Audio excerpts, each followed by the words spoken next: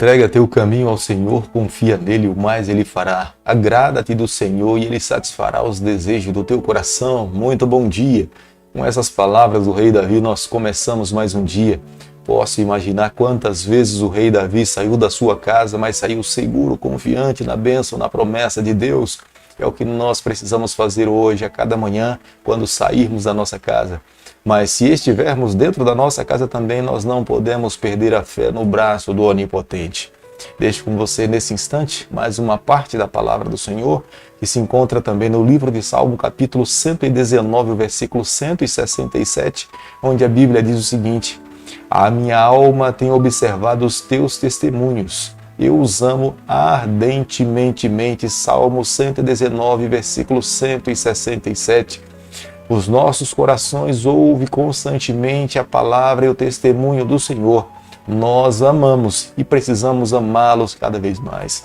Para que consigamos conjugar a verdadeira felicidade, é necessário seguir, observar, amar e permitir que a palavra de Deus conduza a nossa vida por inteiro. A cada dia, nesse canal, nós estudamos um capítulo da palavra do Senhor. E nessa manhã eu convido você a ter nas mãos a palavra de Deus no livro de Jó, capítulo 34, o verso 1 e o verso 2. Disse mais Eliú: ouvi, ó sábio, as minhas razões, vós, instruídos, inclinai os ouvidos para mim. Eliú era um jovem instruído. Eliú era um jovem sábio.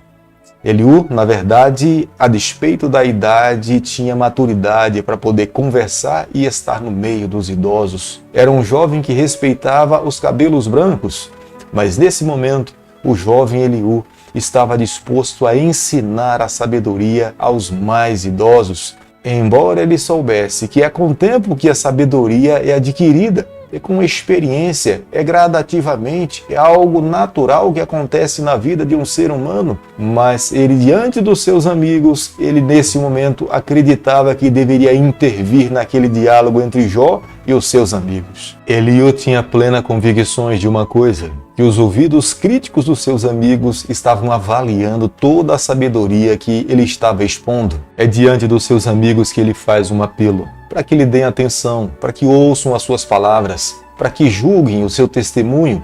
Mas ele piamente acreditava que se uma pessoa nessa terra está sofrendo, era resultado de alguma ação que ele tinha cometido na vida. Deus estaria retribuindo para os seus filhos os erros, os pecados que alguém possa ter cometido nessa terra. Apesar de Eliú ser um jovem muito sábio, até para a sua própria idade, e estando no meio dos mais idosos, mas ele estava longe de entender o que é o grande conflito. Eliú não tinha compreendido que Satanás é responsável por todo o mal. O que Deus faz por um filho é trazer o bem, é abençoar, é ajudá-lo. O desejo de Deus, a prerrogativa do Senhor é salvar, nunca destruir. A própria palavra do Senhor nos afirma enfaticamente que Deus não tem prazer na morte de ninguém. Deus quer salvar todos os seus filhos, até porque foi Ele mesmo que criou todos os seres humanos. Eliú tenta atribuir a Deus todos os atos, os bons e os ruins, até porque foi Ele criador de todas as coisas. Se foi Ele criador de Satanás, foi Ele, na verdade, o responsável para permitir que Satanás estivesse com vida. Se hoje alguém passa pelo sofrimento, mesmo que Satanás seja o causador, foi Deus que criou Satanás, portanto também ele é responsável. Eliú condensa o discurso de Jó em duas queixas. O primeiro, o fato de Deus permitir que uma pessoa justa nessa terra possa sofrer e declarar que nada aproveita o homem comprazer-se em Deus. A tese de Eliú é muito enfática, que Deus é justo, que Deus é íntegro. O fato é que Deus colocou o ser humano dentro de um mundo moral. E esse ser humano agora, ao viver nessa terra, ele passa a colher tudo aquilo que ele semear. Se ele semear coisas boas, ele irá colher coisas boas. Se ele semear coisas ruins, irá de fato colher também coisas ruins. Portanto, se Jó estava sofrendo, é porque ele plantou alguma coisa que não era agradável. As declarações de Eliú é que o nosso Deus possui um domínio perpétuo. É perpétuo porque ele é justo, ele é íntegro. Ninguém pode violar a justiça e a autoridade de Deus. Se Deus governa de uma forma íntegra, ele não pode ser considerado como sendo um ser injusto. A onisciência de Deus é uma garantia da sua justiça. Ele conhece todas as coisas, ele sabe de todas as coisas. Antes de algo poder começar, ele já sabe o seu final. Portanto, ele é justo porque ele é onisciente. Segundo a tese de Eliú, ele acreditava que Jó revelava ignorância ao falar de Deus, porque Jó acreditava que todo o sofrimento que Deus permitia que um ser humano pudesse passar tinha um benefício na vida, tinha como intuito de levar a salvar os seus filhos nessa terra. Por mais que Jó desejasse ser julgado pelos tribunais celestiais, Eliú afirmava que as cortes celestiais não têm características de cortes terrenas. Quase no final do seu discurso, Eliú convoca os seus amigos para que façam um julgamento a respeito do comportamento de Jó, pois as suas ações é pior do que o sofrimento que ele está passando. Isso irá perpetuar enquanto Jó não se arrepender do comportamento abusivo que ele tem diante dos seus amigos e de Deus. Eliú tem uma visão completamente diferente da graça de Deus e da retribuição divina. Deus não retribui aos seres humanos nessa terra de acordo com como eles vivem. O que Deus promete a todos os filhos é que um dia, no final de todas as coisas, aqueles que viveram nessa terra irão receber a recompensa das suas obras. Mas isso não acontece diariamente, isso não acontece a cada manhã, pelo contrário, a palavra de Deus nos afirma que a misericórdia do Senhor se renova sobre nós a cada manhã, não a sua justiça, porque se fosse a sua justiça, nenhum de nós mais estaríamos vivos ou estaríamos num estado deplorável de sofrimento. Ao chegarmos ao final do capítulo 34 do livro de Jó, nós precisamos chegar à seguinte conclusão: o livro que nós estamos estudando nessa manhã não trata a respeito de um Deus perseguidor, mesquinho, que incitou Satanás para que pudesse trazer miséria e sofrimento para o seu filho Jó que estava aqui nessa terra. Mas acontece o contrário. É Satanás que olha a vida de Jó, é Satanás que questiona a bênção de Deus sobre a vida de Jó.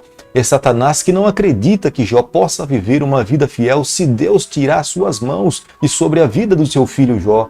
Porque o desejo de Deus era continuar abençoando a Jó, é proteger a Jó, é amparar a Jó, mas Satanás não acreditava que isso pudesse acontecer se Deus tirasse todas as suas bênçãos da vida dos seus filhos. E até então Jó dá provas claras de que é possível viver uma vida fiel, mesmo que a mão do Eterno não esteja sobre cada um de nós. A nossa fidelidade a Deus não é por uma barganha do que Deus possa fazer conosco, mas nós amamos a Deus em decorrência de tudo o que Deus já fez por nós e o fará em nossa vida. Mas vale a pena nessa manhã descansar nas palavras do Senhor, porque mesmo sabendo que nesse mundo nós iremos passar por aflição, lutas e dificuldades, mas precisamos guardar no nosso coração a seguinte verdade: mas foi Ele mesmo que falou que estaria ao lado dos seus discípulos para lhe conceder a vitória. Ele não o desampararia, Ele supriria as suas necessidades, Ele lhes daria força nos momentos mais difíceis para que eles pudessem alcançar a vitória. E tenha certeza,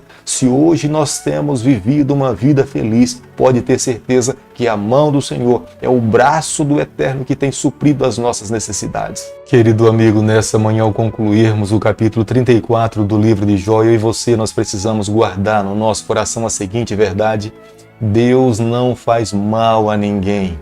O que na verdade Deus de antemão já nos adverte é que no final de todas as coisas, cada pessoa, de acordo com como viveu nessa terra, ela terá que prestar conta ao Senhor. Deus não pega ninguém de surpresa. O desejo de Deus não é castigar ninguém, mas o desejo de Deus é que cada pessoa que viva nessa terra viva de uma forma responsável. Seja senhor das suas próprias ações. Deus não faz acepção de pessoas. Deus sabia que os filhos que estavam nesse mundo jamais teriam condições de pagar um preço tão alto pela vida de pecado que tinham vivido.